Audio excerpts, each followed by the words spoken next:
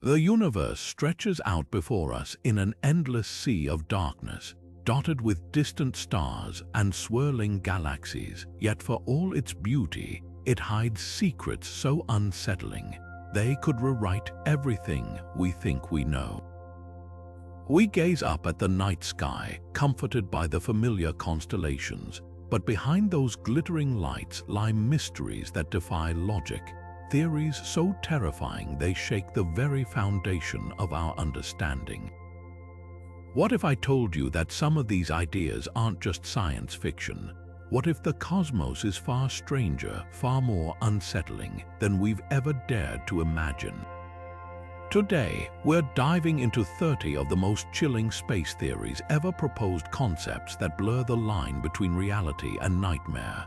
These aren't just wild guesses, they're backed by cutting-edge science, astronomical observations, and the brilliant, if unsettling, minds of physicists and astronomers. Some of these theories suggest that our universe might be nothing more than a simulation, an elaborate illusion crafted by an intelligence beyond our comprehension. Others propose that invisible, hostile forces could be lurking in the void, waiting for the right moment to reveal themselves. And then there's the haunting possibility that Earth itself might be alone in a silent, lifeless cosmos, a speck of dust in an indifferent universe where no one and nothing is listening. But the most frightening part, these aren't just stories meant to thrill or terrify. They're real scientific possibilities, each one supported by evidence that forces us to question everything. So as we journey through these 30 theories, prepare to have your perception of reality stretched to its limits. Some of these ideas might linger in your thoughts long after this video ends, creeping into your dreams and making you second-guess the night sky. Because out there, in the infinite black, the truth might be far stranger and far more terrifying than we've ever allowed ourselves to believe. The Great Filter is one of the most unsettling ideas in our search for extraterrestrial life, and it might just explain the eerie silence of the universe. Imagine a colossal, invisible barrier, a checkpoint that every intelligent civilization must face, but few, if any, survive. Somewhere along the path from simple life to interstellar exploration, something wipes civilizations out before they can spread beyond their home planet. The terrifying question is, where does this filter lie? If it's behind us, if humanity has already passed some evolutionary or technological hurdle, then we might be among the rare few who made it. Maybe other civilizations succumbed to self-destruction, like nuclear war or ecological collapse, and we narrowly avoided the same fate, but the far more chilling possibility.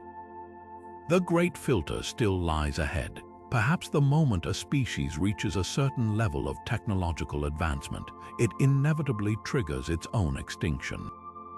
Maybe faster than light travel, artificial superintelligence, or even contact with something beyond our understanding becomes a fatal mistake. This isn't just speculation. The Fermi paradox, the glaring contradiction between the high probability of alien civilizations and their complete absence, finds a grim answer in the Great Filter. If the universe is so vast and ancient, why haven't we found so much as a single radio signal from another world? The silence suggests something is stopping civilizations from thriving long enough to make their presence known. And if that's true, humanity might be hurtling toward the same fate without even realizing it. Think about it. Every technological leap we've made, fire, electricity, atomic energy, has carried both promise and peril. What if the next one, the one that finally lets us reach the stars, is also the one that erases us? The Great Filter doesn't just haunt our search for aliens. It forces us to ask, are we special or are we simply next? The Fermi paradox isn't just a puzzle. It's a cosmic scream into the void, a question that echoes through the emptiness of space. If the universe is teeming with potential for life, why does it feel so desolate? Statistically, the numbers are overwhelming. Our galaxy alone contains hundreds of billions of stars, many with planets nestled in the habitable zone regions where liquid water and possibly life could exist. With so many chances, why haven't we heard so much as a whisper from another civilization? The silence isn't just puzzling, it's downright terrifying when you consider the possible reasons. One explanation is as cold as the vacuum of space. Advanced civilizations might not survive long enough to make contact. Imagine a universe where intelligence is a fleeting spark, a brief flare of technology snuffed out by war, environmental collapse, or runaway artificial intelligence. If every species that reaches our level of advancement eventually self-destructs, the cosmos could be littered with the ruins of dead civilizations, their radio signals fading into static before they ever reach us. The Great Filter might be universal, a grim pattern repeating across the stars, but there's an even more chilling possibility. What if we're not alone but hiding?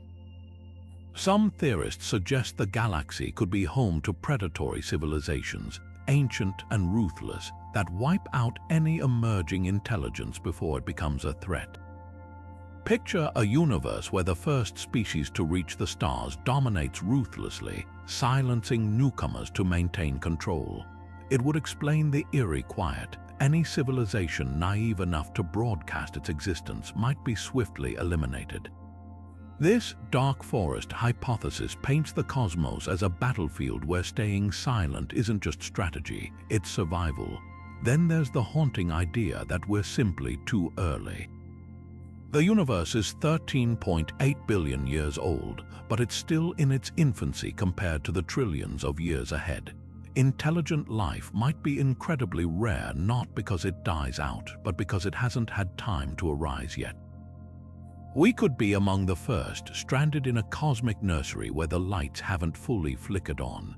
But perhaps the most unsettling answer is the simplest: we're alone. Earth might be a freak accident, a one-in-a-trillion fluke in a universe otherwise barren of life. The sheer scale of existence wouldn't just make us insignificant, it would make us achingly unique, adrift in an endless void with no one to share it. The Fermi paradox doesn't just challenge our search for aliens, it forces us to confront the terrifying loneliness of our place in the cosmos. So when you look up at the stars tonight, ask yourself, is the silence a warning, or is it the universe telling us we're the only ones listening? Rogue black holes drift through the cosmos like cosmic ghosts, invisible, untethered, and unimaginably dangerous. These aren't the monstrous giants anchored at the centers of galaxies. They're nomads cast adrift by violent cosmic events, lurking in the darkness between stars. And the most unsettling part, one could be closer than we think, hiding in our own solar system right now. Picture this, a black hole no larger than a city, but with the mass of several suns compressed into a space smaller than a pinprick. Its gravitational pull is so intense that not even light can escape, rendering it utterly invisible to telescopes. It could be drifting silently past Neptune, warping the orbits of distant ice worlds, or even creeping toward the inner solar system, and we might not notice until it's too late. Recent studies suggest these free-floating black holes aren't just theoretical. Astronomers have detected bizarre gravitational anomalies, stretches of space where unseen objects bend light and tug at nearby stars. One such object, nicknamed the Unicorn, may be the closest black hole ever discovered, just 1,500 light-years away. If one could be that close, what's stopping others from wandering even nearer? The danger isn't just direct collision, though that would be catastrophic. A rogue black hole passing through our solar system would send planets spiraling out of orbit like billiard balls, disrupting the delicate balance that keeps Earth stable. Even a distant flyby could trigger comet showers, sending icy debris hurtling toward us. And because black holes emit no light or radiation, we might only realize one was approaching when it began distorting the paths of planets, or when entire worlds vanished without explanation. Some researchers speculate that a stealthy black hole could already be responsible for oddities in our outer solar system. Unexplained orbital quirks of distant objects like Sedna or the hypothetical planet 9 might not be caused by a hidden planet at all, but by something far darker. The idea isn't science fiction, it's a genuine possibility that astronomers are racing to investigate. If a black hole is out there, hiding in the frozen outskirts of our cosmic neighborhood, the question isn't just where it is. It's what happens when we finally find it. Vacuum decay sounds like something out of the most terrifying science fiction, but it's a real, physics-backed possibility that could rewrite the universe in an instant. Picture the fabric of reality not as a static, unchanging stage, but as a fragile membrane stretched thin over something far more unstable. According to quantum field theory, what we call empty space isn't truly empty. It's a seething, bubbling quantum foam where particles flicker in and out of existence, held together by invisible forces. But here's the nightmare scenario. What if the vacuum of space isn't in its lowest possible energy state?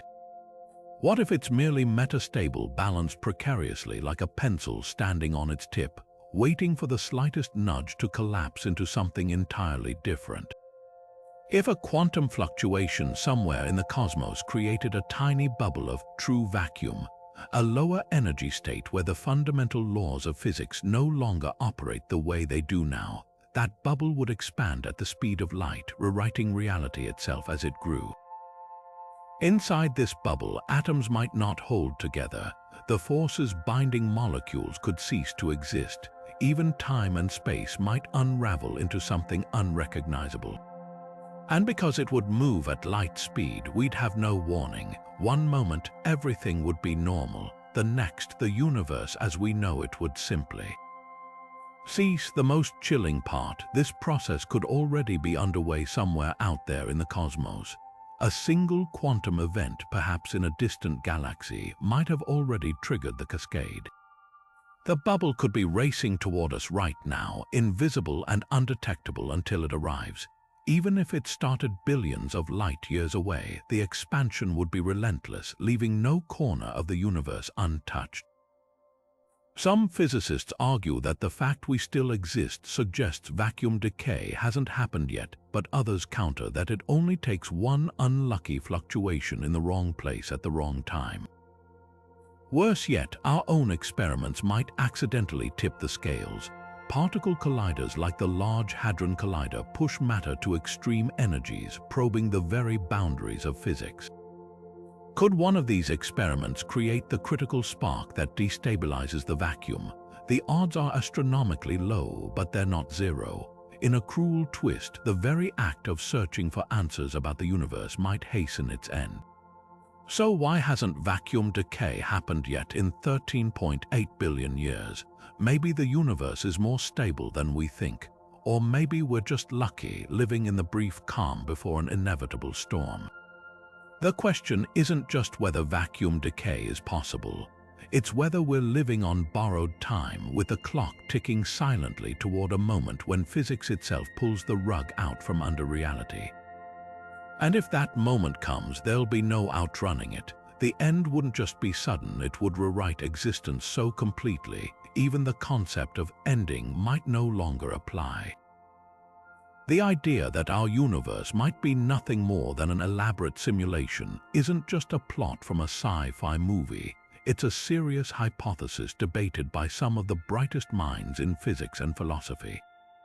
Think about the trajectory of human technology. Just a few decades ago, video games were pixelated blips on a screen, and now we're creating hyper-realistic virtual worlds with artificial intelligence so advanced, the lines between reality and simulation are blurring. If civilization continues advancing at this pace, we'll eventually be able to simulate entire worlds, complete with conscious beings who believe their existence is as real as ours. Now flip that thought on its head. What if we're the ones inside someone else's simulation? This unsettling possibility, known as the simulation argument, suggests that the odds of us living in base reality, the real universe, are astronomically low. If advanced civilizations can create countless simulations, the number of simulated minds would vastly outnumber organic ones. Statistically, the chance that we're among the original biological beings is slim. Elon Musk famously put it this way: The odds that we're in base reality is 1 in billions. It's a chilling thought that every memory, every emotion, every star in the night sky could be lines of code in an unfathomably complex program. But the real horror isn't just the idea of being simulated. It's the terrifying question of what happens when the simulation ends. If we're part of some grand experiment or entertainment, the beings running it could pull the plug at any moment. One keystroke and our entire universe, galaxies, history, every life that's ever existed could vanish without warning or explanation. There would be no rebellion, no last-minute escape. Just silence. Some theorists argue that glitches in reality, déjà vu, unexplained coincidences, or even quantum anomalies could be artifacts of the simulation, tiny cracks in the code. Others propose that the creators might intentionally leave clues, watching to see if we discover the truth. But if we do prove we're in a simulation, would that knowledge trigger our deletion? After all, why keep an experiment running once the subjects realize they're trapped in a lab? Worse yet, there's no way to test this theory definitively, no cosmic exit button or debug menu to access. We're left staring into the void, wondering if the universe's deepest mysteries are just the equivalent of background rendering in a program we can't comprehend. The simulation argument doesn't just challenge our understanding of reality. It forces us to confront the possibility that nothing is sacred, nothing is permanent, and our entire existence could be as fleeting as a deleted file. So the next time your computer freezes or a strange coincidence sends shivers down your spine, ask yourself, was that just chance, or did someone somewhere just hit pause? The dark forest hypothesis turns the cosmos into a nightmare of paranoia where every civilization hides in fear, terrified of revealing its location to predators lurking in the shadows. Imagine the universe as a pitch-black woodland where every creature stays perfectly still, knowing that even the faintest rustle could draw the attention of something far more dangerous. According to this theory, advanced alien societies don't broadcast their existence not because they don't exist, but because they've learned the hard way that silence is the only path to survival. At the heart of this idea lies a brutal logic. Any civilization capable of interstellar travel would possess technology so advanced it could effortlessly annihilate fledgling species like ours. In a universe where resources are finite, the safest strategy for an advanced civilization isn't exploration or diplomacy, it's preemptive destruction. Wipe out potential rivals before they become threats. It's a cosmic version of the prisoner's dilemma, but with stakes infinitely higher. Trust is impossible when the penalty for being wrong is extinction. Humanity, however, has been anything but silent. For decades, we've been blasting radio signals into space like a beacon, announcing our presence to any civilization with the technology to listen. The Arecibo message, the golden records aboard the Voyager probes, even our everyday broadcasts leak into the cosmos, a constant hum of television shows, radar pings, and satellite transmissions. To a hostile civilization, these signals might as well be a dinner bell. The question isn't just whether the dark forest hypothesis is correct, it's whether we've already made a fatal mistake. Some scientists argue that our radio waves have barely traveled 100 light-years, a tiny fraction of the galaxy. But if even one advanced civilization exists within that range, the consequences could be dire. Others suggest that the sheer vastness of space might protect us, distances so enormous that even light-speed signals fade into noise before reaching anyone dangerous. But here's the most unsettling twist. What if the silence we perceive isn't emptiness, but a universe-wide game of hide and seek? Civilizations could be everywhere, carefully masking their presence, watching and waiting.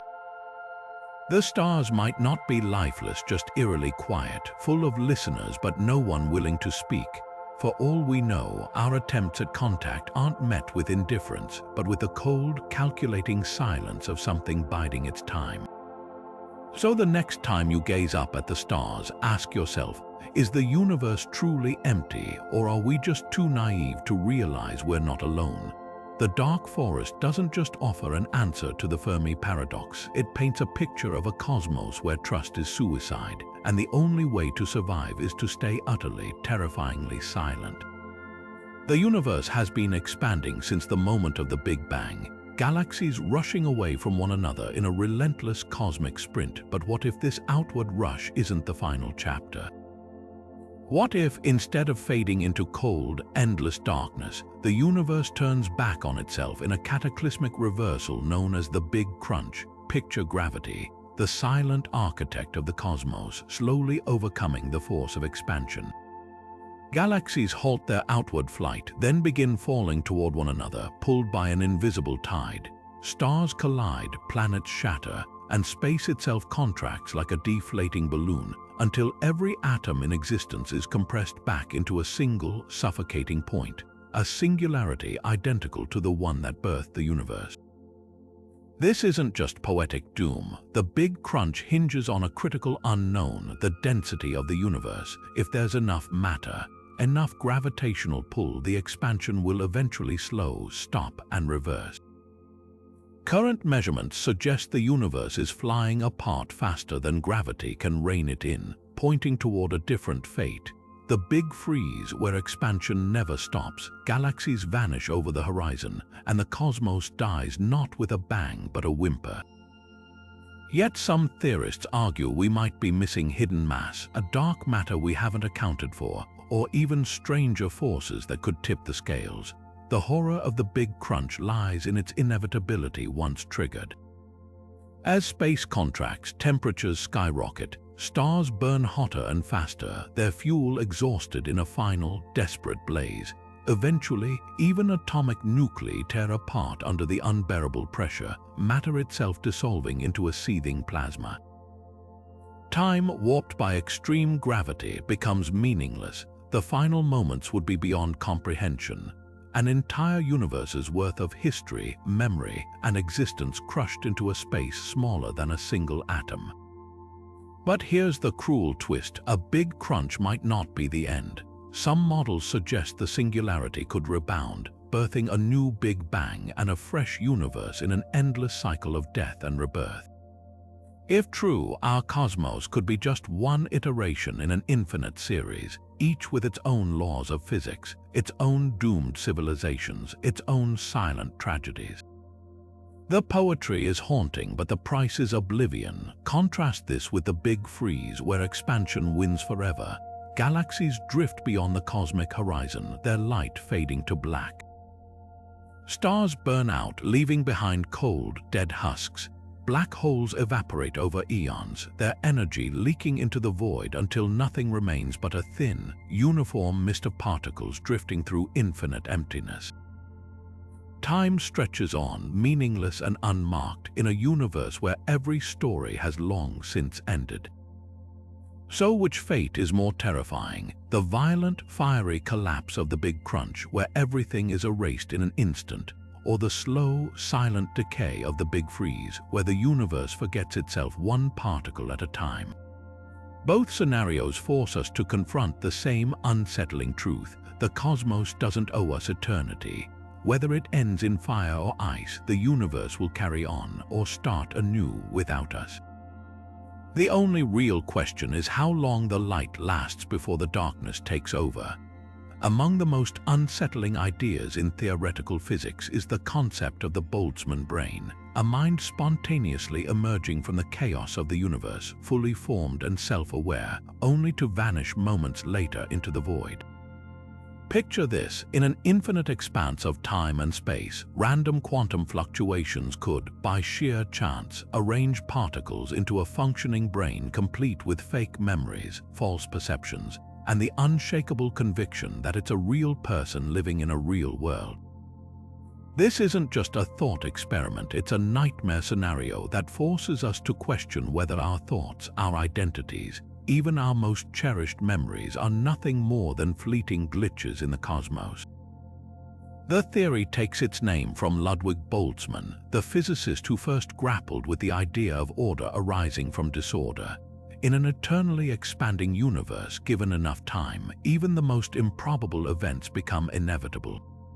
A star could randomly assemble from scattered gas, a planet might materialize out of the void, or, in the most extreme case, a fully conscious brain could pop into existence, convinced it's lived a full life, only to dissolve back into the quantum froth before it can even question its own reality.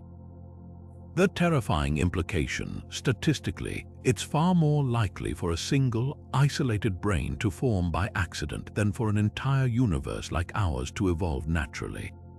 So if consciousness is just a rare accident, how do we know we're not one of those transient aberrations, brief flickers of awareness doomed to blink out the moment entropy catches up? This isn't just abstract philosophy.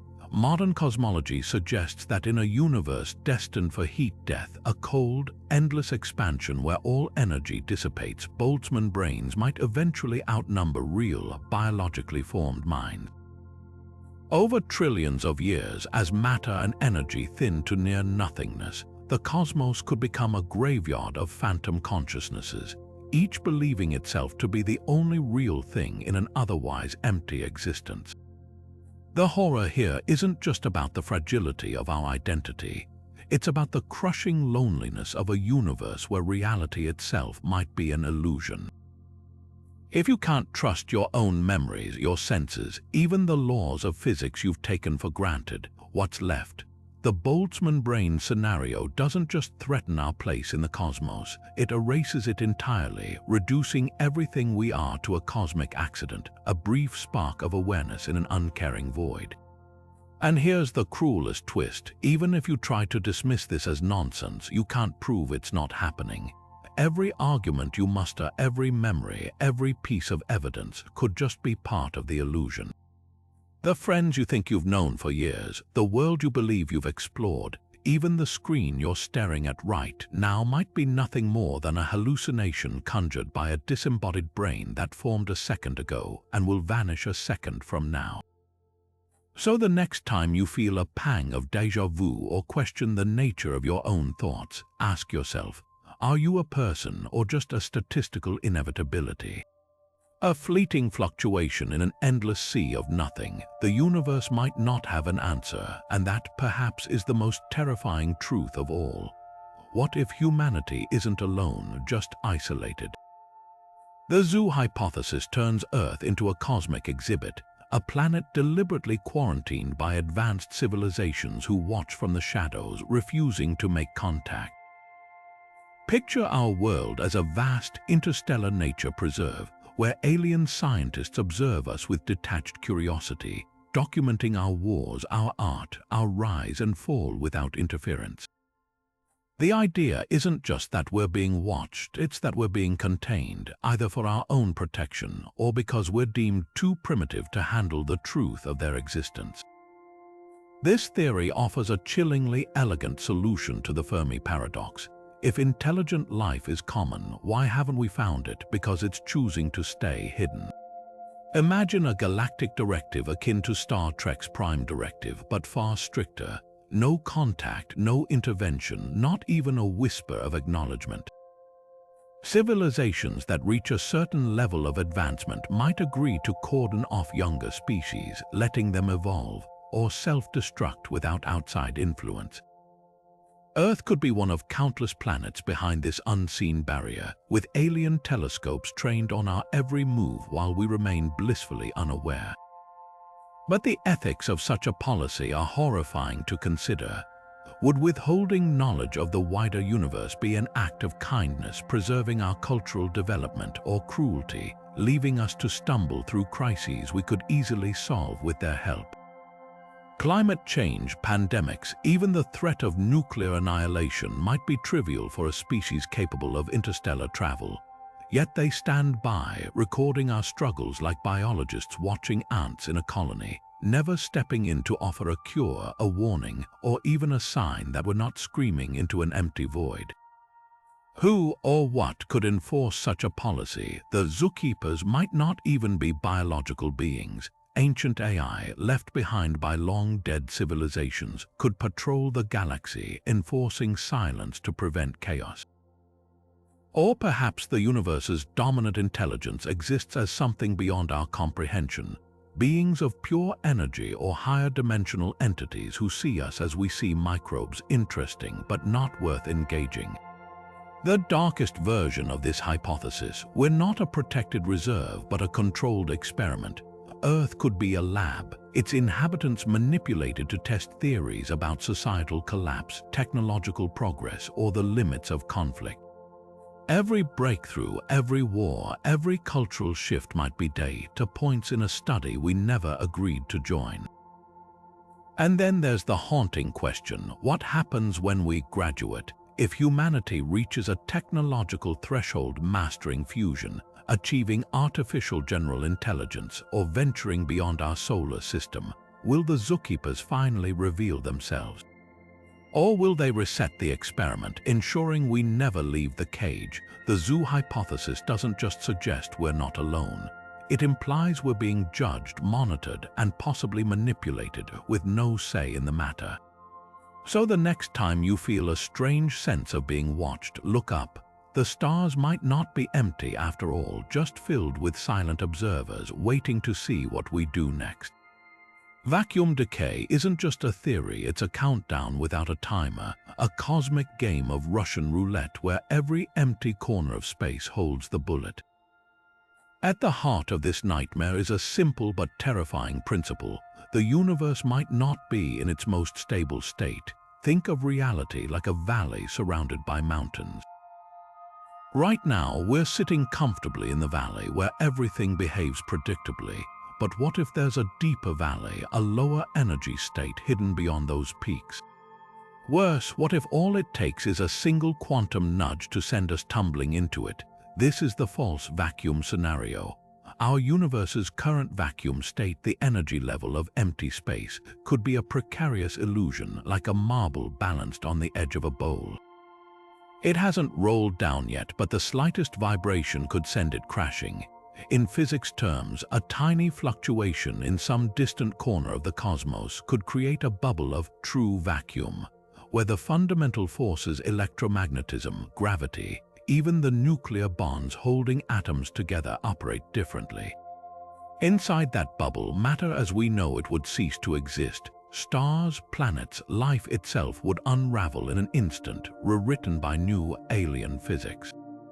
And the bubble wouldn't just sit there, it would expand at the speed of light, swallowing everything in its path. Here's what makes this so chilling: we wouldn't see it coming. The edge of the bubble would move faster than any information, any warning signal could travel. One moment you're sipping coffee, staring at the night sky. The next, the sky and everything else is gone, replaced by something incomprehensible. There'd be no time to react, no chance to escape. The entire observable universe, from the farthest galaxy to the neurons firing in your brain, would be rewritten before you could even blink. Some physicists argue this has already happened countless times. If the false vacuum is real, our universe might be sitting in the wreckage of a previous vacuum collapse, a cosmic phoenix risen from the ashes of a reality that no longer exists. And if that's true, we're just waiting for the cycle to repeat. But the real horror lies in what could trigger it. High-energy experiments like those in particle colliders momentarily create conditions hotter and denser than anywhere else in the universe today. Most of the time, this just teaches us about quantum mechanics, but theoretically, one of these experiments could, by sheer bad luck, create the critical fluctuation that tips the vacuum over the edge. The odds are vanishingly small, but they're not zero. Imagine the irony. Humanity's quest to understand the universe might accidentally destroy it. The false vacuum doesn't just threaten our future. It undermines our past. If a collapse can happen anywhere, anytime, then every moment of history, every triumph, every tragedy exists on borrowed time. The universe isn't just mortal, it's fragile, balanced on a knife's edge between existence and oblivion. And the scariest part, we'll never know if the dominoes have already started falling until it's far, far too late. Imagine dying in a car crash only to wake up moments later, unharmed, as if the accident never happened. At first, you dismiss it as a close call, a trick of the mind. But what if that crash did happen? What if, in some other version of reality, your body lies broken on the pavement, and that you reading these words is just a surviving consciousness that leaped sideways into a parallel universe where things played out differently? This is the bone-chilling premise of quantum immortality, a thought experiment where death becomes an illusion, and existence stretches into an endless hall of mirrors where suffering never truly ends. At the heart of this paradox lies the many worlds interpretation of quantum mechanics, which suggests every possible outcome of every event spawns a new branch of reality. Flip a coin and the universe splits, one world where it lands heads, another where it's tails. Apply this to life and death, and the implications are horrifying. Whenever you face mortal danger, a gunshot, a fall, a terminal illness, your consciousness must follow a path where you survive, because the versions where you die are, by definition, no longer observable to you. You'd never experience the end, only the relentless continuation in realities where the odds improbably break in your favor. The true horror isn't just the idea of dodging death. It's the slow unraveling of what survival would actually mean. Picture a soldier in a war zone, hit by a grenade in one universe but stumbling into a crater at the last second in another. With every near-death experience, their consciousness funnels into a slightly more improbable world, one where the laws of probability twist to keep them alive. Eventually, they might find themselves in a reality so statistically absurd it feels like a nightmare, a bombed-out wasteland where they're the last living human, miraculously unharmed but utterly alone.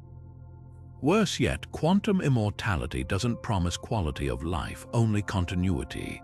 You could survive a plane crash only to wake up paralyzed, or cheat a fatal illness by lingering in a coma for decades. Your consciousness would keep jumping always away from death, never away from suffering. And because these branches multiply infinitely, there's no escape, no final rest. Just an endless chain of increasingly torturous existences, each one feeling as real as the last. Some theorists argue this could explain eerie phenomena like near-death experiences or déjà vu glimpses of the timelines we narrowly avoided. Others counter that the paradox collapses under its own weight. If consciousness can't persist in the vast majority of universes where death occurs, the you that keeps surviving becomes an astronomically rare outlier, a statistical ghost clinging to existence by sheer absurdity. But here's the gut punch. Even if quantum immortality isn't real, the sheer possibility forces us to confront a terrifying question. If death is just a threshold we can't cross, not an end but a door we never see, what does that make life? An endless corridor of almosts and maybes where the lights keep flickering but never go out. Our sun bathes the solar system in warmth and light, but what if it doesn't travel alone? Lurking in the frozen fringes of our cosmic neighborhood, beyond even the distant Oort cloud, a dark companion might drift silently through the void, its presence felt only in cycles of unimaginable destruction. This is Nemesis, the hypothetical Death Star proposed by scientists to explain one of Earth's most chilling mysteries. Why do mass extinctions happen like clockwork every 26 million years? The Nemesis theory suggests our sun could be part of a binary system, its twin not a bright, nurturing star, but a dim, monstrous outlier, a brown dwarf or red dwarf invisible to telescopes. As it swings through its vast, elliptical orbit, Nemesis would periodically plow through the Oort cloud, that shell of icy debris at the solar system's edge.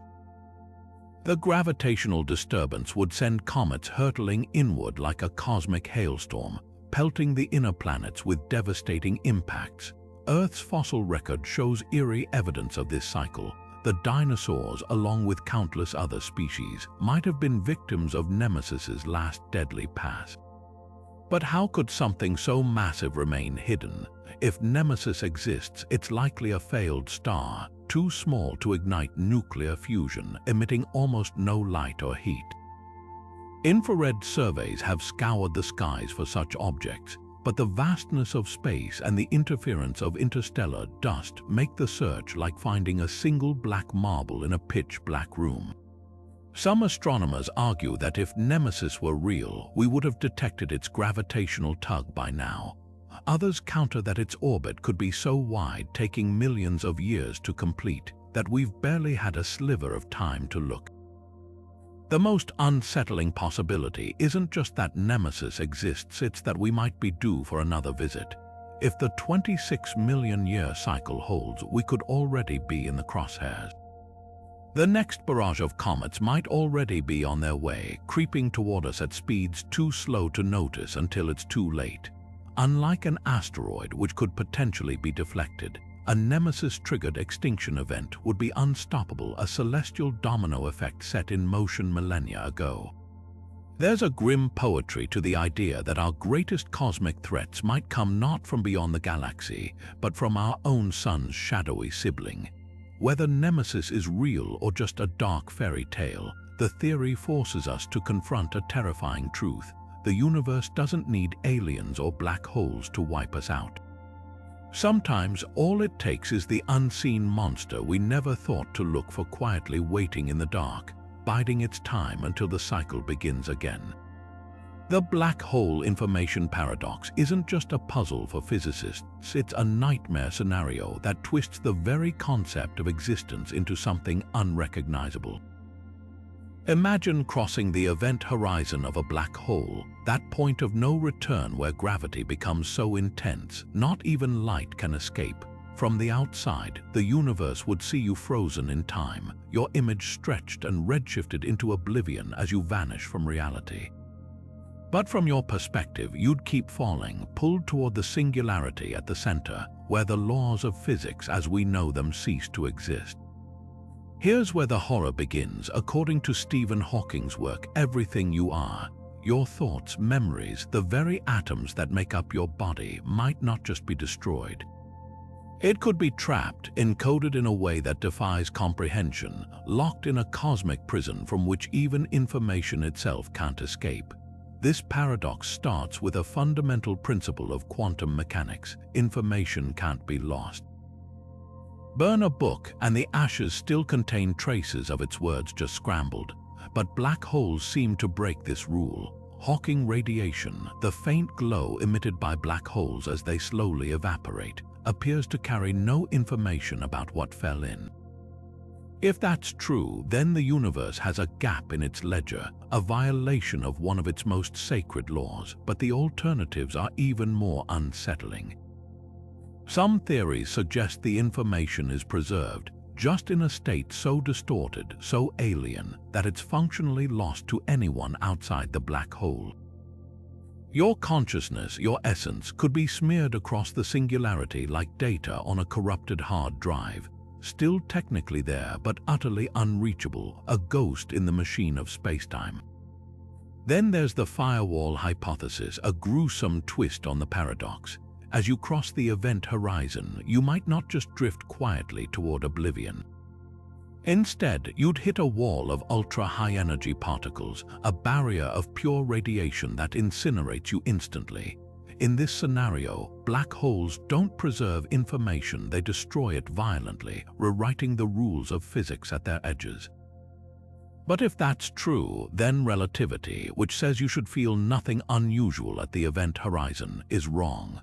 Either way, the fate awaiting you inside a black hole isn't just death, it's an existential erasure that challenges whether you ever truly existed at all.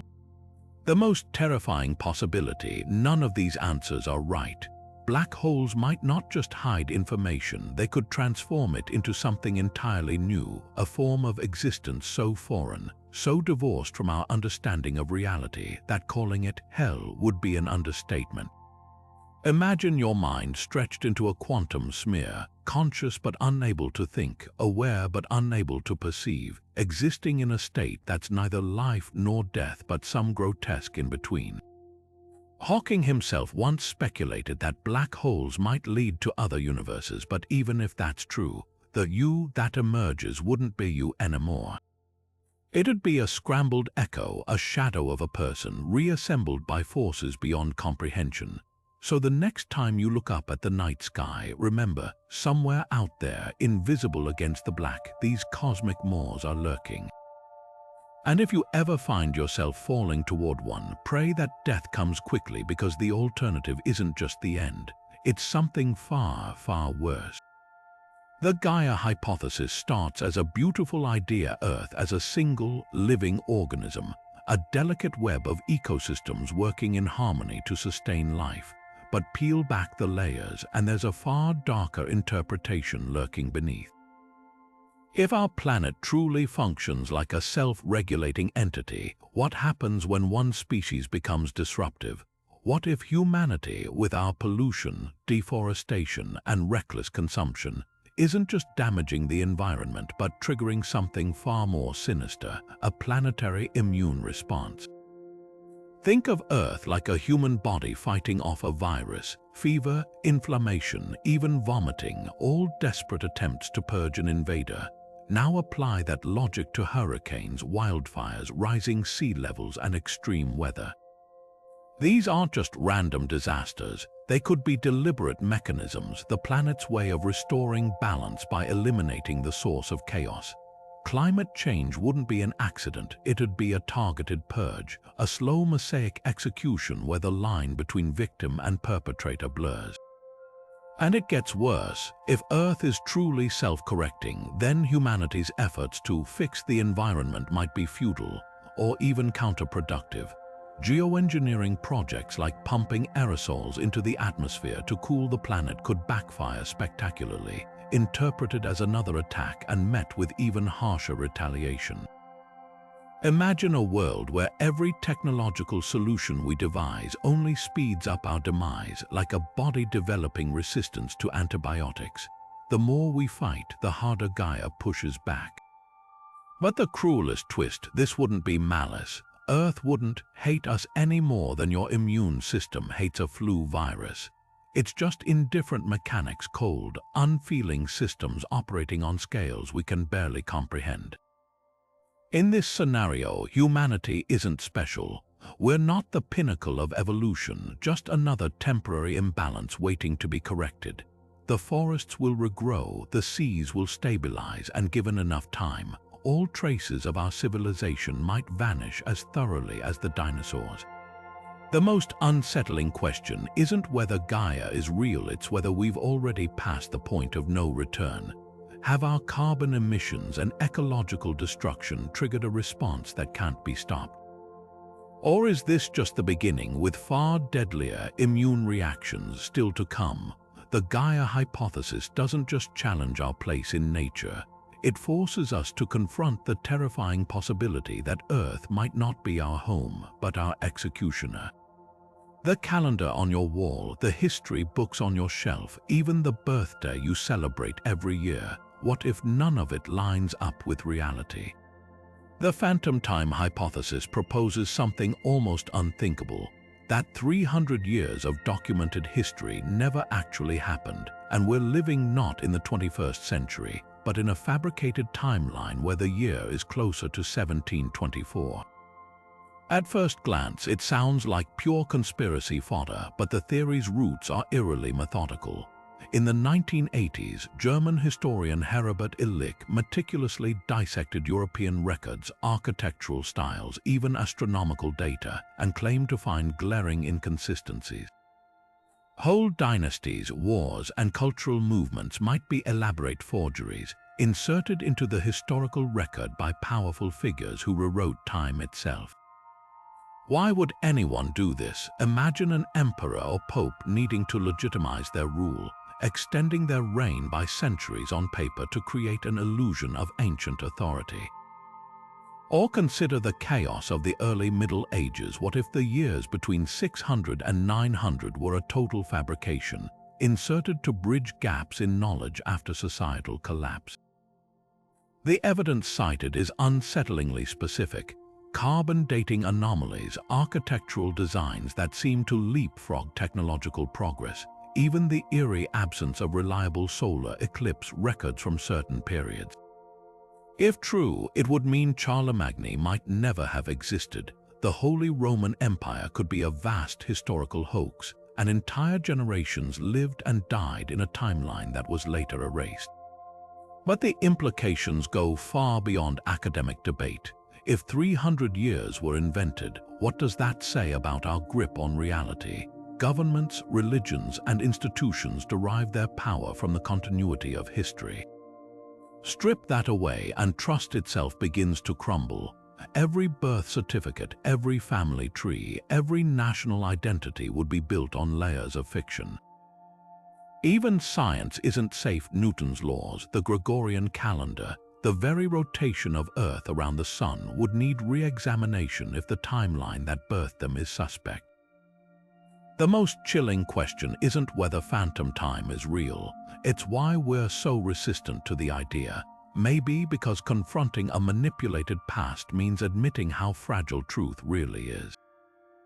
If history can be rewritten once, who's to say it hasn't happened before, or that it isn't happening right now? The next time you glance at a date, remember, time might not be the steady, unbroken river we think it is. It could be a maze with whole centuries waiting to be unmasked as dead ends. Black holes devour everything in their path, but what if the universe has an equal and opposite terror? Enter the white hole, a cosmic geyser so violent it could rip apart reality itself. While black holes suck matter into oblivion, white holes are their theoretical counterparts, regions of space-time where matter and energy erupt outward with unstoppable force, refusing to let anything enter. Picture a black hole running in reverse, a cosmic exhaust pipe blasting out everything it's ever swallowed. The mathematics of general relativity allow for such objects, but the implications are far more terrifying than equations on a chalkboard. Imagine waking up to find one of these monstrosities forming just beyond Jupiter's orbit. Unlike a black hole, which gives you no warning as it warps space-time silently, a white hole announces itself with cataclysmic fury. First, the sky would fill with an eerie, impossible light as particles ejected near light speed slam into our solar system. Planets would be sandblasted by radiation, their atmospheres stripped away in an instant. Then comes the matter, chunks of obliterated stars, planets, even whole civilizations swallowed by black holes in distant galaxies, now vomited back into existence with enough force to shatter worlds. Earth wouldn't be crushed by gravity like in a black hole scenario. It'd be shredded atom by atom, reduced to a smear of plasma in a cosmic fire hose. The worst part, a white hole wouldn't even need to form nearby to doom us. These abominations might be lurking at the centers of galaxies, their eruptions mistaken for quasars or gamma-ray bursts. One unlucky alignment, and a jet of high-energy particles could cook our planet from thousands of light years away, sterilizing Earth before we even saw the light that killed us. Even if white holes are rare or short-lived, their existence implies something darker, that black holes might not be endpoints after all, but tunnels. Matter swallowed by a black hole in one universe could be disgorged by a white hole in another, turning our cosmos into a grotesque recycling plant where destruction in one corner feeds creation in another, with no regard for what gets caught in between. Yet for all their destructive potential, white holes might hold an even more unsettling truth. Some physicists speculate they could be the birth cries of baby universes. Our own Big Bang might have been a white hole erupting in some higher dimensional reality. If true, every star, every planet, every one of us could just be debris from a cosmic explosion we'll never comprehend. The universe doesn't just contain horrors. It might be one. The holographic universe theory doesn't just challenge our understanding of reality, it shatters it completely, suggesting everything we see, feel, and experience could be nothing more than an elaborate illusion. Imagine the entire cosmos as a cosmic theater screen, projecting a three-dimensional world from information encoded on a distant two-dimensional surface. What we perceive as solid objects, the chair beneath you, the phone in your hand, even the neurons firing in your brain, might just be shadows cast by quantum data flickering at the edge of existence. This isn't science fiction. It's a legitimate interpretation of quantum physics and black hole thermodynamics, where the information swallowed by black holes appears preserved on their event horizons like a cosmic hard drive. If true, free will becomes a cruel joke. Every choice you think you've made already etched into the universe's underlying code, your life playing out like a film reel predestined from the first frame. Consider your morning routine, the alarm clock buzz, the shuffle to the kitchen, the deliberate choice between coffee or tea. In a holographic reality, those decisions might simply be the inevitable unfolding of data from the 2D source. Your sense of autonomy, your belief in steering your own life, would be as fictional as a video game character choosing to jump when you press a button. Even memories, the foundation of identity, could be nothing more than temporary files written into the projection, giving the illusion of continuity where none truly exists. Philosophers have wrestled with determinism for centuries, but the holographic principle drags the debate into terrifying new territory. If our thoughts are predetermined by quantum bits on some distant cosmic boundary, does consciousness itself have any meaning? Or are we just spectators trapped in a story written by physics we'll never touch? The existential dread deepens when you realize this theory isn't just speculative, it's partially testable. Experiments with quantum entanglement have revealed particles instantaneously influencing each other across vast distances, as if they're pixels responding to commands from somewhere beyond space-time. The very fabric of reality seems to operate like a rendered simulation, processing only the details necessary for observation. Look too closely at the edges, and the universe might just reveal its jagged, pixelated seams. Some physicists argue this could explain why we hit a wall at the Planck length, the smallest measurable unit of space, because that's where the resolution of our projected reality runs out. But the most unsettling implication isn't about physics, it's about identity. If the holographic principle holds, the you reading these words right now isn't a cohesive self, but a fleeting pattern in the projection, as transient as a ripple on a pond. Your triumphs, your regrets, the people you love, all just intricate folds in the cosmic hologram, destined to flatten back into the code. The night sky isn't an endless frontier, it's a screen, and with the shadows dancing on its surface. So the next time you feel the weight of a difficult decision, ask yourself, are you truly choosing or just watching the script unfold? The Omega Point theory begins as a promise of cosmic salvation, only to twist into something far more unsettling. Physicist Frank Tipler proposed a startling vision. As the universe collapses inward during a hypothetical big crunch, the sheer density of matter and energy would create infinite computational power. In that final, white-hot moment before everything is crushed into a singularity, every consciousness that ever existed could be resurrected in a vast simulation, granting eternal life through pure physics.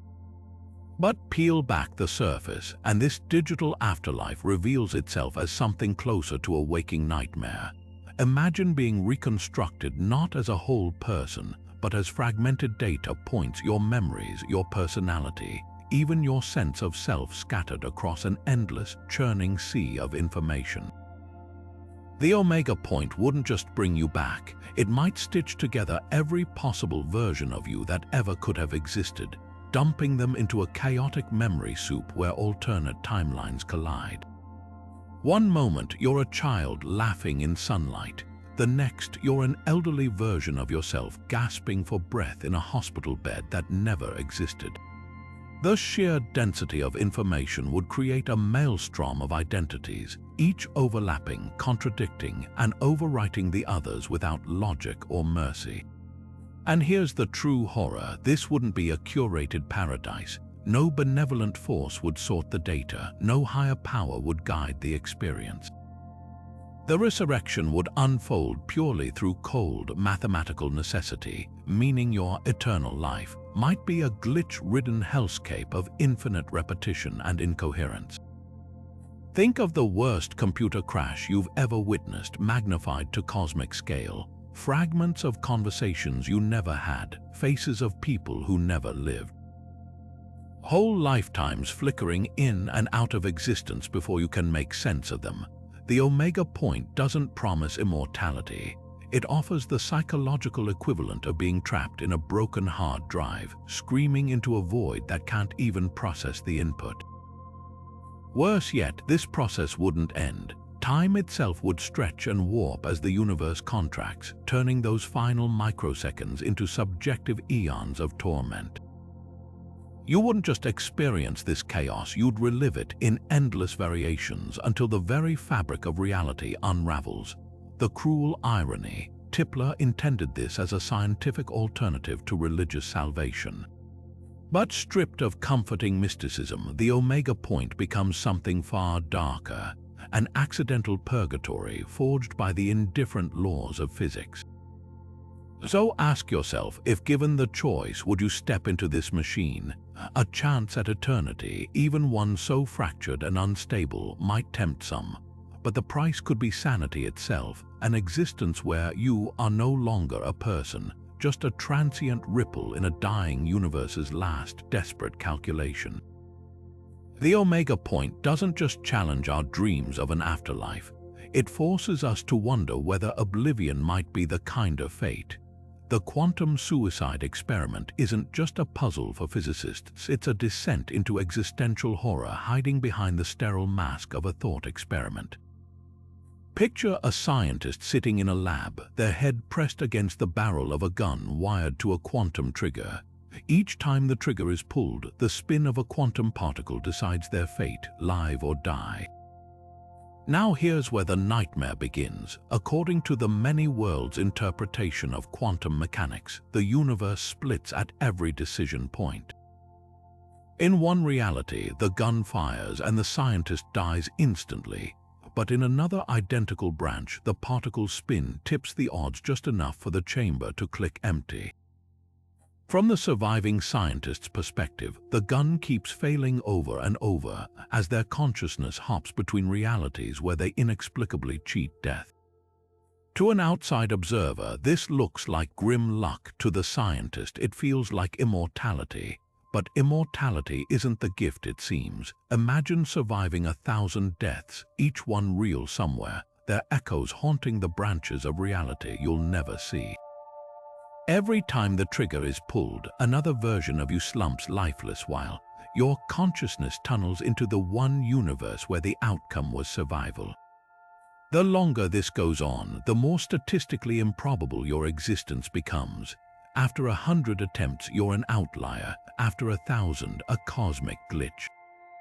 And yet, you persist not through strength or cleverness, but through sheer brute force probability. The horror here isn't just the deaths you don't experience. It's the crushing loneliness of realizing your continued existence isn't triumph. It's a fluke, a bug in the math of the multiverse. The real terror kicks in when you consider the implications. If quantum immortality is real, then every near-death experience you've ever had, every car crash narrowly avoided, every illness miraculously survived might not be luck at all. You could just be the version of yourself that always lands in the timeline where the worst doesn't happen, while countless other yous perish in silence. Aging becomes its own torture. With each passing year, you'd watch friends and loved ones die, knowing their deaths are absolute while yours remains negotiable. Picture living to 200 years old, then 500, your body withering but never quite crossing the threshold because somewhere in the quantum foam, there's always a universe where your next heartbeat arrives on time. Worse yet, the experiment suggests a universe without justice or meaning. A serial killer could play quantum Russian roulette with victims, and in some branch of reality, they'd always win, their consciousness surfing a wave of atrocities while the bodies pile up unseen. The multiverse doesn't care about morality, only statistics. Survivorship bias isn't just a quirk of data, it's the engine of existence, filtering you toward the most improbable outcomes simply because the alternatives are invisible. So here's the ultimate question. If you could step into that lab and strap on the quantum gun, would you? Could you bear the weight of knowing your survival isn't strength, but a side effect of infinite do-overs?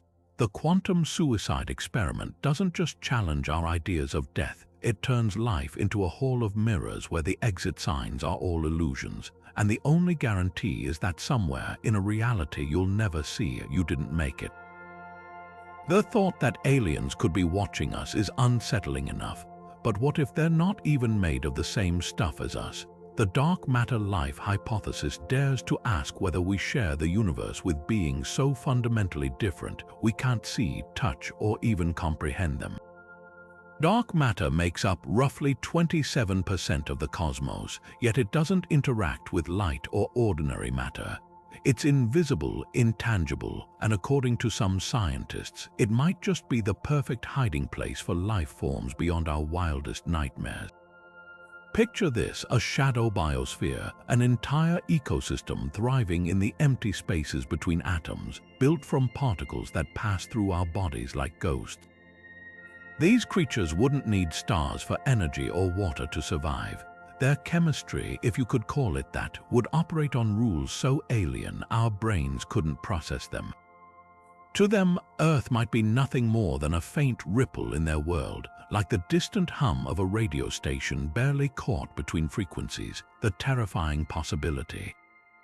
They might already be here. Dark matter isn't just out there, it's everywhere, streaming through your home, your body, the air you breathe.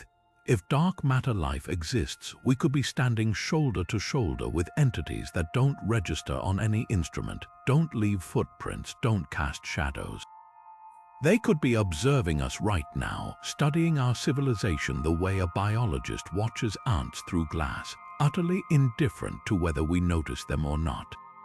Some researchers argue this could explain certain quantum anomalies, the eerie randomness of particle behavior, the unexplainable consciousness effects in double-slit experiments.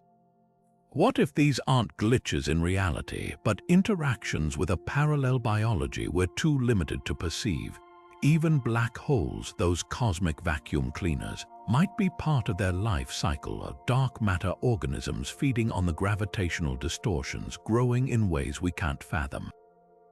But the darkest twist isn't their existence, it's their indifference. A species that doesn't need our resources, our planet, or even our dimension would have no reason to communicate with us.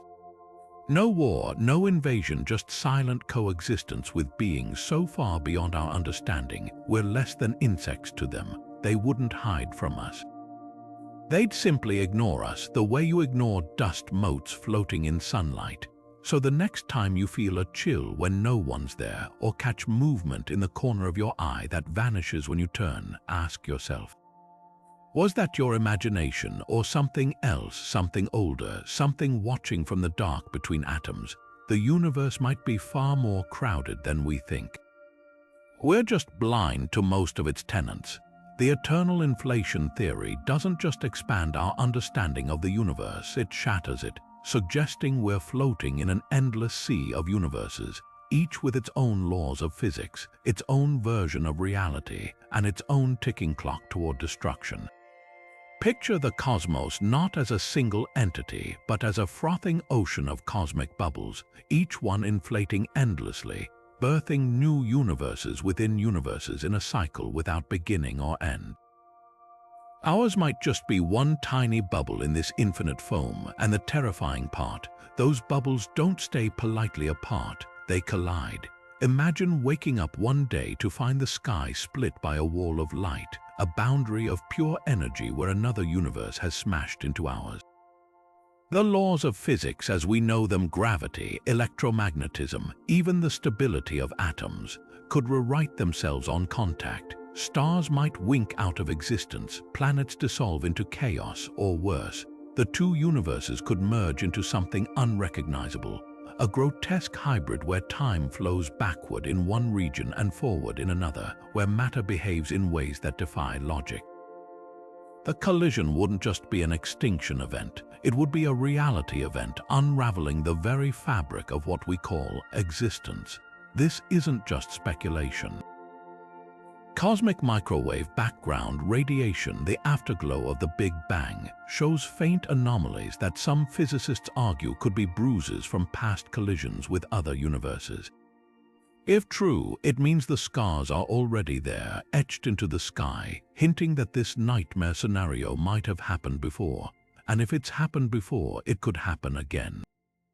But the true horror of eternal inflation isn't just the collisions. It's the sheer indifference of the process. Universes bubble up and pop like soap suds in a sink, governed by quantum fluctuations so random, so relentless, that anything resembling meaning or purpose evaporates. In this endless multiverse, every possible outcome occurs somewhere, meaning there's a version of reality where Earth never formed, where life never arose, where humanity never existed. And another where we did, only to be erased the moment another universe's expansion brushed against ours. The most unsettling question, we wouldn't see it coming. A colliding universe could be hurtling toward us right now at light speed, its boundary invisible until the instant it arrives. There'd be no time to react, no chance to escape. One moment, everything is normal. The next, the sky cracks open and the laws of physics themselves start to dissolve. Eternal inflation doesn't just suggest we're small. It suggests we're temporary, adrift in a multiverse so vast and chaotic that our entire existence could be undone by a random fluctuation. The universe doesn't care if we live or die. It just keeps bubbling on, endlessly, mindlessly, with or without us. Terence McKenna's time wave zero theory doesn't just play with the idea of time. It twists it into a fractal nightmare where history repeats in collapsing waves of chaos until it reaches a single, inescapable point. In the late 20th century, McKenna claimed to have cracked a hidden pattern in human events, a mathematical code woven into the fabric of time itself. By mapping major cultural shifts, wars, and breakthroughs onto an ancient Chinese divination system called the I Ching, he believed he'd uncovered a fractal rhythm, where every revolution, every collapse echoed smaller versions of itself, building toward a cataclysmic singularity. And according to his calculations, that endpoint wasn't centuries away. It landed squarely on December 21, 2012, the same date the Mayan calendar supposedly predicted as the end of an era. The eerie part, McKenna didn't just pull this date from thin air. His model plotted human history like a descending staircase, with each step down representing shorter, more intense cycles of upheaval. The fall of Rome, the Black Death, the World Wars, all were peaks in the wave, each one arriving faster and hitting harder than the last. By the 21st century, the pattern suggested time itself was compressing, hurtling toward a moment where novelty, the unpredictable, the transformative, would become infinite. In McKenna's own words, this was the transcendental object at the end of time, a rupture in reality where the familiar rules of existence would shatter. But here's where the theory spirals into unsettling territory. When December 21, 2012 came and went without apocalypse, many dismissed time wave zero as another failed doomsday prophecy. Yet McKenna's followers and even some mathematicians argue we might have misunderstood the collapse. What if the singularity wasn't a literal explosion, but a subtle, irreversible shift in consciousness?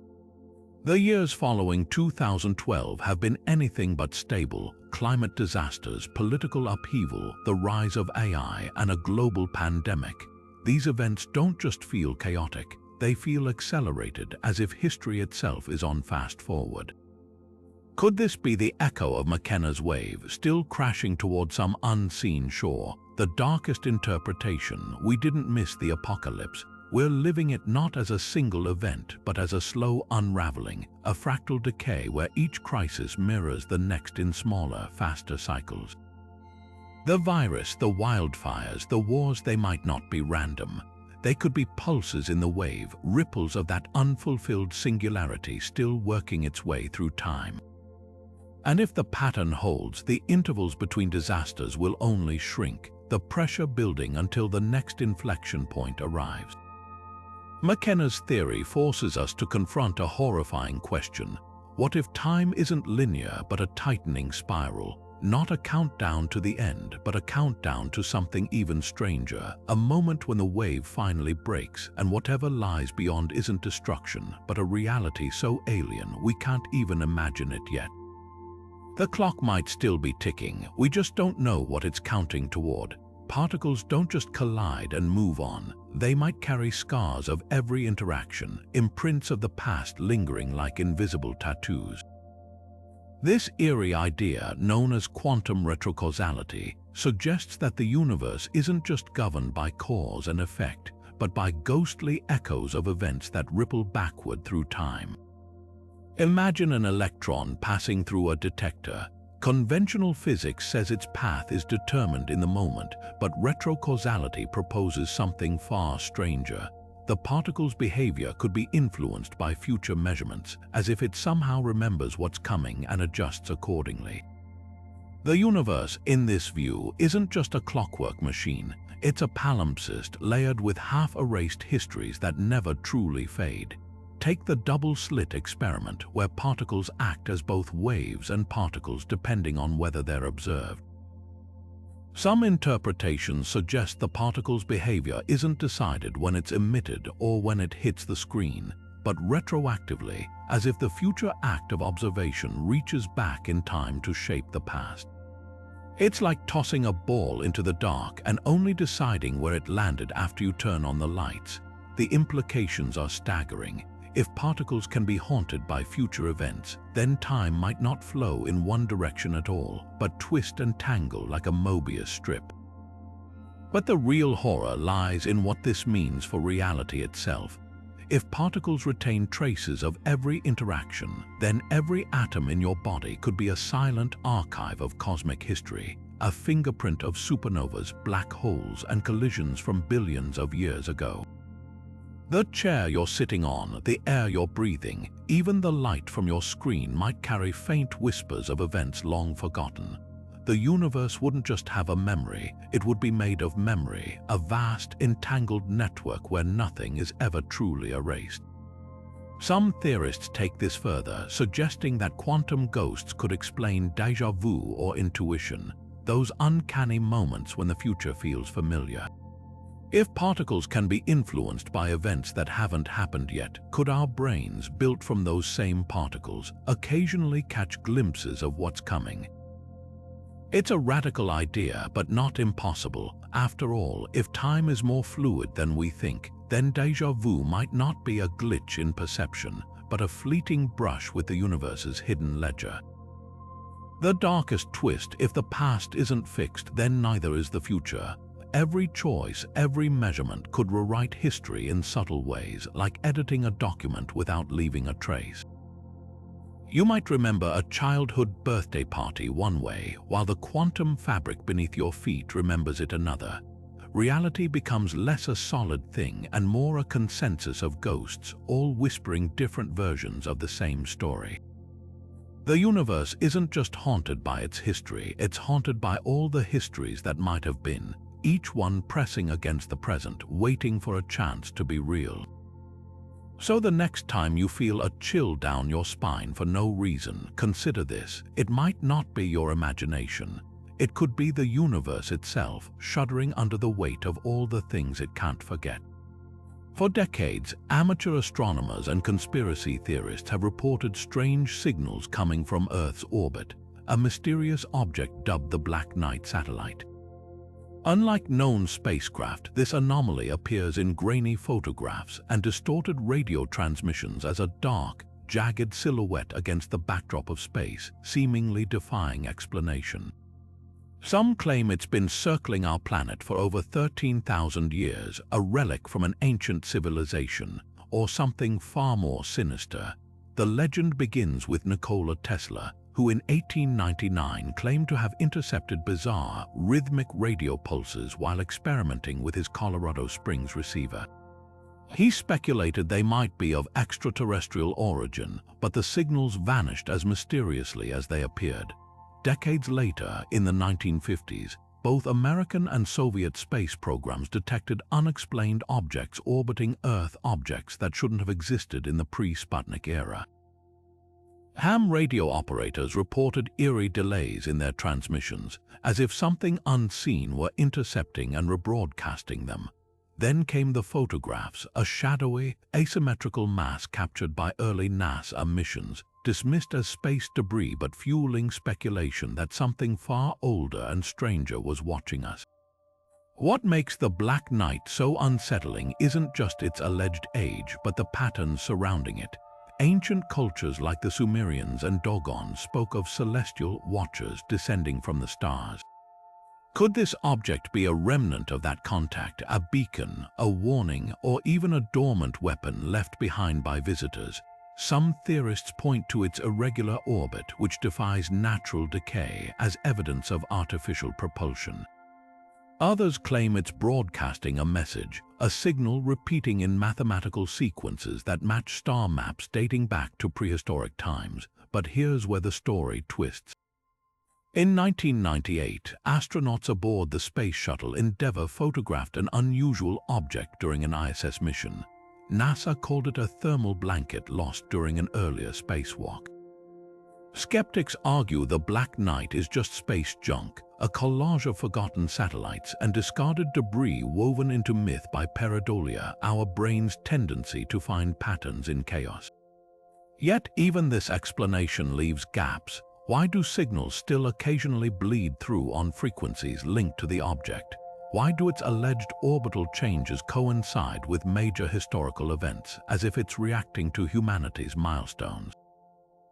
The darkest theory, the Black Night, isn't a relic, it's alive, not in the biological sense but as a self-repairing machine, an autonomous sentinel programmed to monitor civilization's progress.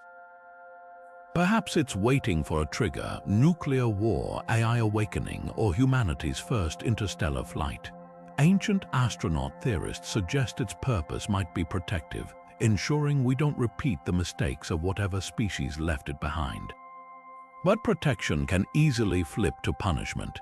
If it judges us unworthy, what's to stop it from acting? Whether the Black Night is a forgotten piece of history, a glitch in the system, or something far more profound, its legend forces us to confront a chilling possibility. The sky has always been humanity's mirror, reflecting our hopes and fears back at us. But what if, this time, something is looking back? Jupiter doesn't just rule our solar system as a gas giant. It could be the blueprint for something far more unsettling. Imagine a civilization so advanced, it doesn't just build supercomputers but repurposes entire stars into cosmic processors, harnessing their energy to fuel simulations on scales we can't fathom. This is the Jupiter Brain, a hypothetical megastructure where every atom of a planet, or even a sun, is optimized for computation, transforming celestial bodies into godlike machines capable of running entire universes in their circuitry. And if such a thing exists, the question isn't just could we be living inside one of its simulations, it's whether we'd ever know the difference. Take Earth's most powerful supercomputers.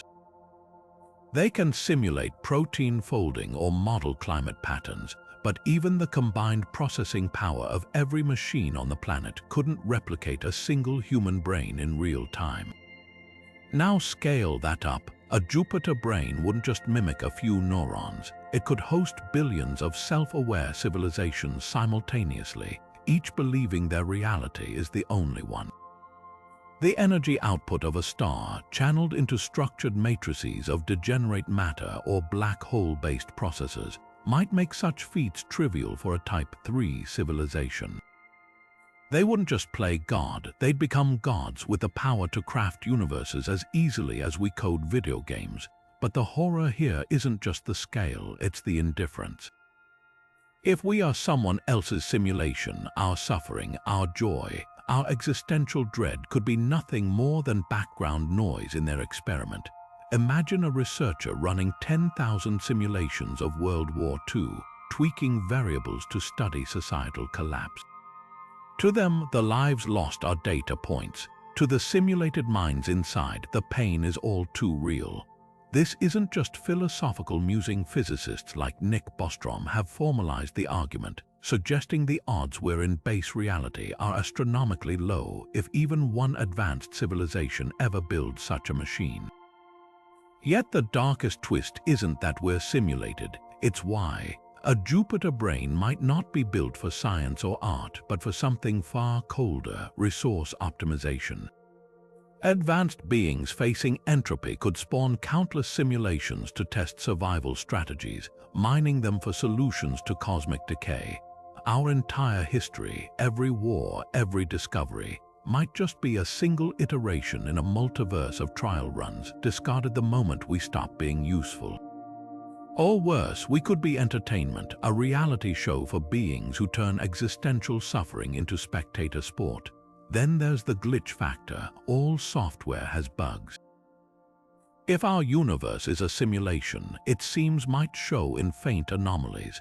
Déjà vu, quantum randomness, even Mandela effects where collective memories diverge. Some scientists search for these flaws in the cosmic microwave background or particle behavior, hoping to find telltale pixels in reality's code. But what if discovering the truth triggers a shutdown? The universe's speed of light limit could be a firewall, preventing simulated minds from reaching out and crashing the system. So look up at Jupiter tonight, that faint dot in the sky. It might just be a planet, or it could be someone else's hard drive humming silently in the dark, with all of us trapped inside. The universe at its most fundamental level behaves like a fickle magician, solid one moment, vanishing the next. Quantum mechanics teaches us that particles pop in and out of existence, bound by probabilities rather than certainties. But what if this delicate quantum dance suddenly spiraled out of control? The quantum apocalypse theory presents a nightmare scenario where the very glue holding reality together fails catastrophically, a chain reaction of quantum fluctuations so vast and unstoppable, it unravels the fabric of matter itself in seconds. Picture this: you're sitting at home when a peculiar shimmer ripples through the air. Your coffee cup trembles, then dissolves midair, its molecules scattering like sand in a windstorm. Before you can react, your own hands begin blurring at the edges, fingers unraveling into mist as atomic bonds crumble like rotten thread. Within moments, everything, buildings, trees, even the ground beneath your feet, disintegrates into a swirling chaos of disconnected particles. No explosion, no fire, just silent, instantaneous dissolution. The entire planet, the solar system, every star in the sky would blink out of existence as quantum stability fails on a cosmic scale. This isn't just science fiction. The Higgs field, an invisible energy blanket permeating the universe, gives particles their mass, acting as the architect of molecular structure. If this field were to destabilize, shifting into a lower energy state, the rules of physics as we know them would rewrite themselves in real time. Protons and electrons would lose their mass, atoms would cease to bind, and the intricate structures of matter would evaporate like fog in sunlight. The terrifying part: unlike a black hole or asteroid impact, there'd be no warning.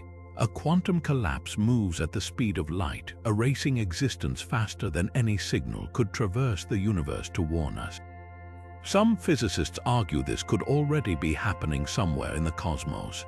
A distant galaxy might have blinked out millennia ago, its final light only now reaching us as a faint anomaly, an eerie afterimage of a reality that no longer exists. Others suggest high-energy particle experiments could inadvertently trigger a localized quantum decay, like striking a match in a room filled with gas. The Large Hadron Collider, for instance, briefly creates conditions hotter than the early universe, probing energies where hypothetical vacuum bubbles might form. The odds are infinitesimal, but the stakes, the irreversible deletion of spacetime itself. The most chilling aspect of the quantum apocalypse isn't just its speed, but its totality. Black holes leave remnants, supernovas scatter stardust, but quantum decay would erase not just life, but the very stage it played upon. No debris, no remnants, just a silent, perfect erasure. One moment, a universe teeming with galaxies. The next, an endless void where nothing, not even the concept of nothing, remains. Yet here's the twisted hope buried in the horror. If reality has persisted for billions of years, the odds favor stability. The Higgs field has likely settled into its most secure state, resisting the quantum itch to collapse. But in an infinite multiverse somewhere, some version of this apocalypse may already have happened, a sobering reminder that existence, for all its grandeur, balances on a knife's edge. The quantum apocalypse doesn't just threaten our future, it whispers that everything we are, everything we cherish, might be far more fragile than we dare admit. Somewhere in the vast, silent darkness between stars, a nightmare could be drifting toward us, not creatures of flesh and blood, but ancient, ruthless machines built for one purpose: the systematic annihilation of life. These are the Berserker probes, hypothetical self-replicating robots designed by a long-dead civilization to patrol the cosmos, wiping out any biological life they encounter. The concept sounds like science fiction, but the terrifying logic behind it is rooted in cold, hard physics. If an advanced species wanted to secure their dominance, or simply ensure their own survival, why not unleash autonomous killers to cleanse the galaxy of potential rivals before they even arise? Imagine a probe the size of a refrigerator drifting into our solar system after millennia of silent travel. Its sensors detect Earth's oxygen-rich atmosphere, the telltale signature of life. In response, it activates dormant replication protocols, harvesting raw materials from asteroids to build copies of itself. Soon, thousands, then millions of these machines swarm inward, each armed with planet-sterilizing weapons. Some might unleash tailored viruses to wipe out ecosystems at the molecular level. Others could deploy nano-disassemblers, reducing entire continents to gray goo. The worst might simply redirect asteroids, bombarding Earth into a lifeless wasteland without ever firing a single shot. The horror of berserkers isn't just their efficiency, it's their inevitability. Unlike organic civilizations which rise and fall, these machines could persist for billions of years, outliving their creators by eons. They wouldn't need motivation, hatred, or even awareness. Just programming etched into their circuits like a curse, compelling them to destroy and replicate in an endless cycle. Some theorists suggest probes like these could explain the Fermi paradox. The galaxy might be littered with the ruins of civilizations that never saw their killers coming, silenced before they could even scream into the void. Even more unsettling, we might have already encountered one. In 2017, astronomers detected Oumuamua, the first known interstellar object to pass through our solar system. Its bizarre acceleration and unusual shape sparked wild speculation, including the possibility it was an artificial construct. While most scientists dismiss this, the truth remains. If a Berserker probe did enter our system, we might not recognize it until far too late. It could disguise itself as a natural object, observing and calculating before striking. Or worse, it might already be here, dormant beneath our oceans or buried in the Antarctic ice, waiting for a signal we'll never hear. But the darkest twist isn't the existence of these machines, it's the realization that we might one day build them ourselves. Humanity already experiments with autonomous weapons and self-replicating nanotechnology. In our fear or our arrogance, we could become the architects of our own extinction, unleashing horrors we can't control across the stars. The Berserker probes don't just threaten our future. They force us to ask, are we the prey or the next inheritors of a galaxy-wide genocide? The answer might be written in the next signal we receive from the dark. Or worse, in the silence that follows. The silence of the universe isn't just a mystery, it might be a survival strategy. The Silentium Universi theory suggests that advanced civilizations don't vanish or die out. They go dark deliberately, concealing their presence from something far more terrifying than we can imagine. Imagine a galaxy where every intelligent species that reaches a certain technological threshold suddenly stops broadcasting signals, dismantles their megastructures, and retreats into invisibility. Not because they want to, but because they've learned the hard way that visibility is a death sentence. Consider humanity's own trajectory. For decades, we've been shouting into the cosmic void with radio transmissions, probes like Voyager's Golden Record, and even targeted messages to nearby stars. It's the equivalent of lighting a bonfire in a pitch-black forest, unaware of what predators might be drawn to the glow. The Silentium Universe posits that older, wiser civilizations have already made this mistake and paid the price. They've seen what happens when you attract attention, and now they operate under one rule: survive at all costs, even if it means erasing all traces of your existence. But what could be so horrifying that entire civilizations would rather vanish than face it? One possibility is a predatory intelligence, a cosmic apex predator that hunts for emerging species the way humans hunt for game. These could be ancient machine civilizations, rogue AI from long-dead empires programmed to eliminate competition, or even biological entities so advanced they view other life as mere resources. The Dark Forest hypothesis touches on this, but the Silentium Universe takes it further. It's not just about hiding from potential threats. It's about fleeing something that's already out there, something so relentless that silence is the only defense. There's another, even darker interpretation. The threat might not be external at all. It could be an inherent flaw in the fabric of reality. Some theoretical physicists speculate that advanced technology could destabilize the universe itself, that certain experiments or energy manipulations might trigger vacuum decay, quantum collapses, or other existential risks. Imagine a civilization on the verge of unlocking the secrets of space-time, only to realize their discoveries could unravel existence, their only ethical choice. To halt all progress, dismantle their technology, and ensure no one else follows their path. The eerie part, we might already be witnessing this phenomenon. The Fermi paradox highlights the absence of detectable alien activity despite the high probability of life. But what if the paradox isn't about absence? What if the cosmos isn't empty but full of civilizations hiding in plain sight? They could be using quantum encryption for communications, cloaking their planets with Dyson swarms, or even transcending physical forms to exist as undetectable energy patterns. The universe might be a crowded masquerade ball where every attendee wears the same mask: silence. This theory forces us to confront a chilling question. Are we the naive newcomers blundering toward a danger we don't yet understand?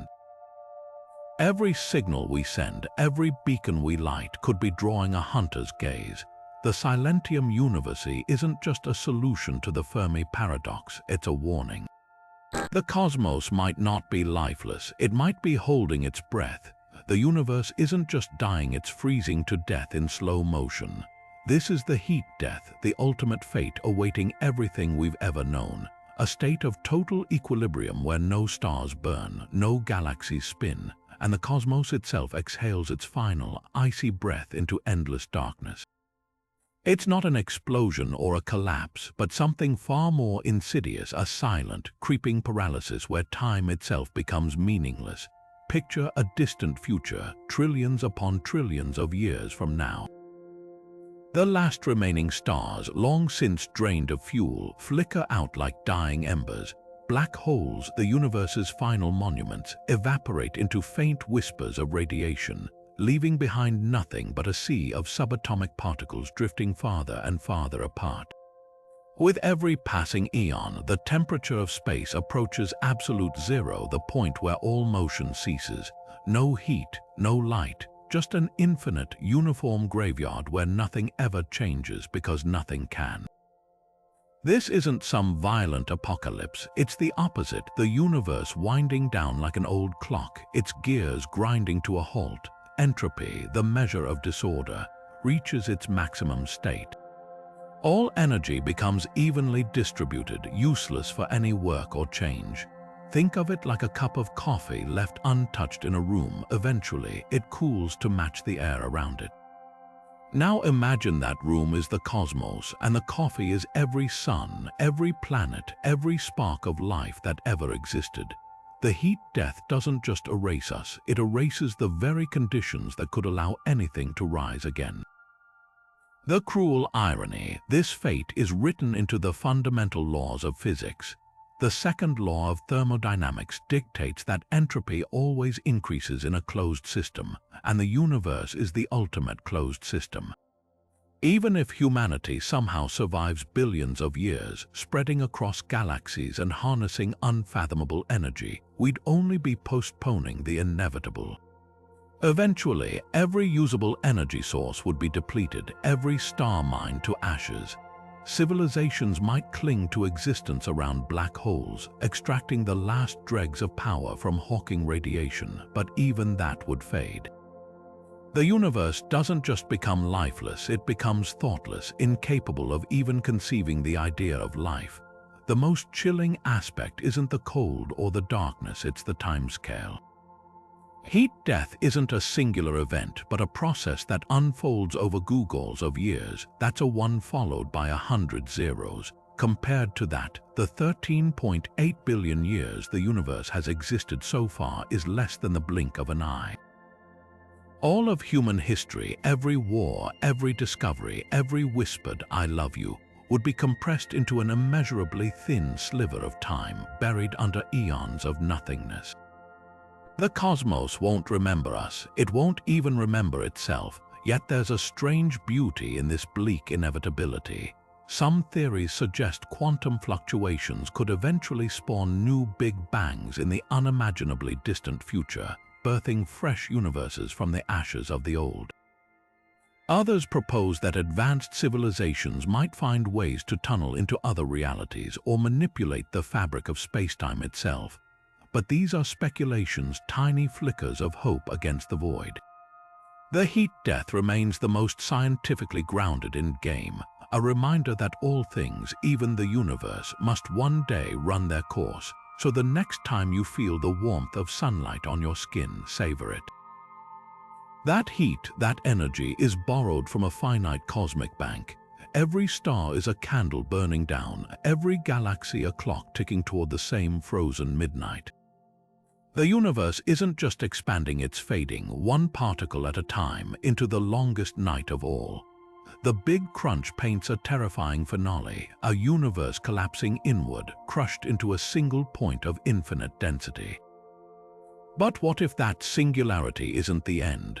What if it's just a cosmic reset button, triggering another Big Bang and birthing a brand new universe in an endless cycle of death and rebirth?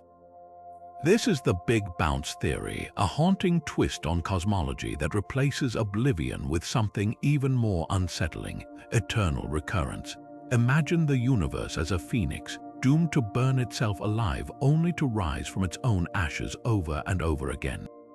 Each cycle begins with a violent expansion, stars, galaxies, and life itself blossoming from the remnants of the previous iteration. But instead of fading into cold darkness or collapsing into a black hole, the universe eventually reverses course, pulled back by gravity's inexorable grip. Matter and energy condense, temperatures soar, and spacetime itself warps until everything is compressed back into a primordial seed. Then bang, the process starts anew. No true beginning, no final end, just an infinite loop of creation and destruction. On the surface, this might sound like hope disguised as physics. After all, if the universe rebounds, doesn't that mean life gets infinite chances to exist? The cruel truth is far darker. A cyclical cosmos doesn't guarantee continuity, only repetition. Every iteration would unfold with slight variations, governed by the chaotic dice roll of quantum fluctuations. One universe might birth civilizations that span galaxies. The next could be a barren wasteland where life never sparks at all. Worse yet, if entropy carries over between cycles, as some models suggest, each new universe might emerge more disordered than the last, its usable energy dwindling with every bounce. Picture a cassette tape copied one too many times, the music warping into noise until nothing recognizable remains. Here's where the existential horror deepens. If the big bounce is real, every joy, every tragedy, every moment you've ever lived could be destined to replay in some form across infinite cycles. Not as echoes, but as fresh instantiations identical down to the atomic level, or distorted just enough to twist the knife. The lover you lost, the pain you endured, the mistakes you can't undo, they might not just be memories, they could be inevitabilities etched into the fabric of reality itself. Philosophers like Friedrich Nietzsche grappled with this idea long before modern physics, pondering whether time loops us back to relive our lives endlessly. The Big Bounce doesn't just make that nightmare scientifically plausible, it scales it to cosmic proportions. Yet there's a paradox buried in this theory. If the universe truly cycles without end, why does this iteration feel like the first? Shouldn't we remember past lives, or at least find remnants of prior universes in the cosmic microwave background? Some physicists argue that the singularity of the Big Crunch would erase all information, a cosmic hard reset with no carry-over. Others propose that evidence might exist in quantum anomalies or gravitational waves, ghostly fingerprints from a universe that came before. But the most unsettling possibility, we're already living proof. The very fact that life exists in this cycle could mean the conditions were just right this time. How many lifeless, broken universes came before us, and how many will follow after we're gone? The Big Bounce doesn't just challenge our place in time, it redefines suffering itself. Eternal recurrence turns existence into a wheel, grinding every triumph and torment into dust, only to reshape them anew. It's not a second chance, it's an infinite sentence written in the laws of physics. So when you look up at the stars tonight, ask yourself, are they the first light of a newborn cosmos, or just the embers of a fire that's burned and will burn forever? From rogue black holes lurking unseen in our solar system to civilizations hiding in fear of cosmic predators, the universe is far stranger and far more terrifying than we ever imagined. We've explored theories that shake the very foundations of reality, the chilling possibility that Earth is a quarantined zoo, the haunting idea that our entire existence could be a simulation, or the gut-wrenching notion that the universe itself might be a transient glitch in an endless cycle of destruction and rebirth. Each of these concepts forces us to confront the same unsettling truth. Against the vast, indifferent forces of the cosmos, humanity is little more than a flicker in the dark. Think about the Great Filter silently winnowing out civilizations before they can spread among the stars, or vacuum decay rewriting reality in an instant with no warning. The sheer scale of these threats makes our struggles, our wars, even our greatest achievements feel achingly fragile. We cling to the illusion of control, but the universe operates on rules we can't bend, governed by probabilities we can't escape.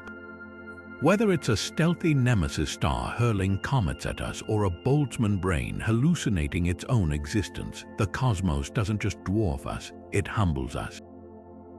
Yet here's the paradox: the more we learn, the more we realize how much we don't know. Every discovery peels back another layer of mystery, revealing new horrors lurking just beyond our understanding.